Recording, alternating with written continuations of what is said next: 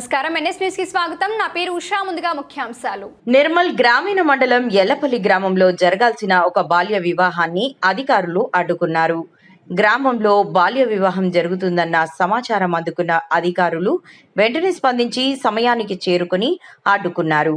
ఈ సందర్భంగా అధికారులు మాట్లాడుతూ బాల్య వివాహ నిరోధక చట్టం 2006 ప్రకారం 18 ఏళ్లలోపు బాలికలకు 21 ఏళ్లలోపు బాలురకి వివాహం చేయడం నేరమని వివరించారు.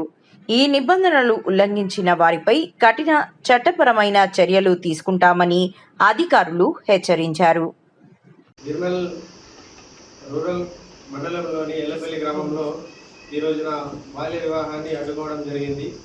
మాకు చిల్డ్రన్ హెల్ప్ లైన్ వచ్చినటువంటి సమాచారం మేరకు ఈ రోజున బాల్య వివాహ నిరోధక అధికారి అయినటువంటి మన మంగళం మేడం, అదేవిధంగా పంచాయత్ సెక్రటరీ గారు, అదేవిధంగా పోలీస్ డిపార్ట్మెంట్, అదేవిధంగా పంచాయతీరాజ్ డిపార్ట్మెంట్, అదేవిధంగా రెవెన్యూ డిపార్ట్మెంట్ అందరం కూడా వచ్చి ఈ రోజున ఈ బాల్య వివాహాన్ని అడ్డుకోవడం జరిగింది. ఇక్కడ వీళ్ళు ఈ మైనర్ బాలికకు వివాహాన్ని నిశ్చయించడం జరిగింది. సో వీళ్ళకి తల్లిదండ్రులకు చక్కని కౌన్సిలింగ్ అందించడం జరిగింది. దీని ద్వారా వాళ్ళు యొక్క వివాహాన్ని అమ్మాయికి 18 years వచ్చేంత వరకు కూడా చేయమని చెప్పేసి మాకు ఒక డిక్లరేషన్ కూడా రాసివ్వడం జరిగింది.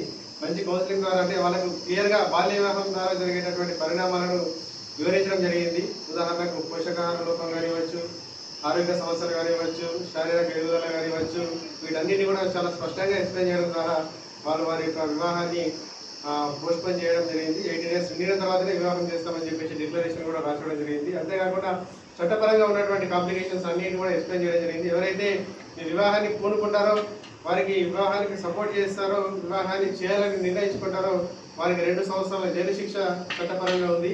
అదేవిధంగా 2 సంవత్సరాల జైలు శిక్షతో పాటు ₹1,00,000 జరిమానా కూడా ఈ వివాహానికి సపోర్ట్ చేసిన వాళ్ళందరికీ కూడా పడుతుందని చెప్పేసి చట్టపరమైనటువంటి అవగాహన కూడా కల్పించడం జరిగింది. Thank you so much.